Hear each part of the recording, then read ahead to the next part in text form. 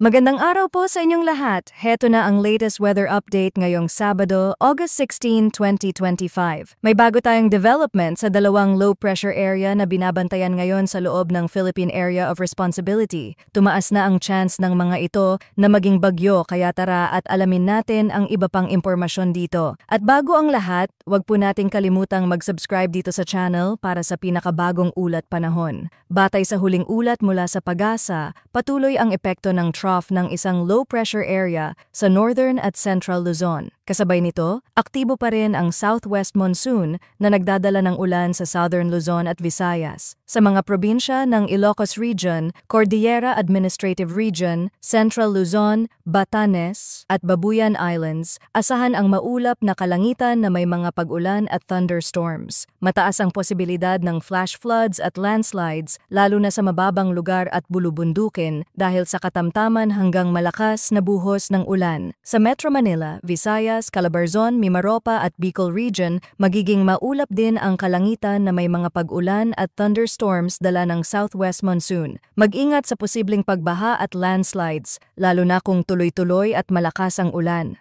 Sa natitirang bahagi ng bansa, kabilang ang ilang lugar sa Mindanao at Luzon, makakaranas ng bahagyang maulap hanggang maulap na kalangitan na may posibilidad ng localized thunderstorms. Kahit mas banayad ang kondisyon, hindi pa rin dapat magpakampante dahil maaari pa ring magkaroon ng malakas na biglaang buhos ng ulan. Sa kondisyon ng hangin at karagatan, sa kanlurang bahagi ng Luzon ay inaasahan ang katamtamang hangin mula timog kanluran hanggang timog silangan na may taas ng alon mula 1.2 hanggang 2.5 meters. Sa hilagang bahagi ng Luzon, katamtamang hangin mula timog silangan hanggang silangan na may alon na 1.2 hanggang 1.8 meters. Sa nalalabing bahagi ng bansa, banayad hanggang katamtamang hangin mula timog hanggang timog kanluran na may taas ng alon mula 0.6 hanggang 1.8 meters. Ayon sa Tropical Cyclone Threat Potential Forecast ng PAGASA, mula August 15 hanggang 21, inaasahan ang pagbuo ng dalawang Tropical Cyclone-like Vortex o TCLV sa loob ng PAR. Pareho silang may mababa hanggang moderate na posibilidad na maging ganap na bagyo. Ang TCLV-1 ay posibleng mabuo malapit sa silangang bahagi ng Luzon at kikilos patungong silangang Taiwan, habang ang TCLV-2 ay nasa West Philippine Sea at tutungong Hainan, Vietnam area.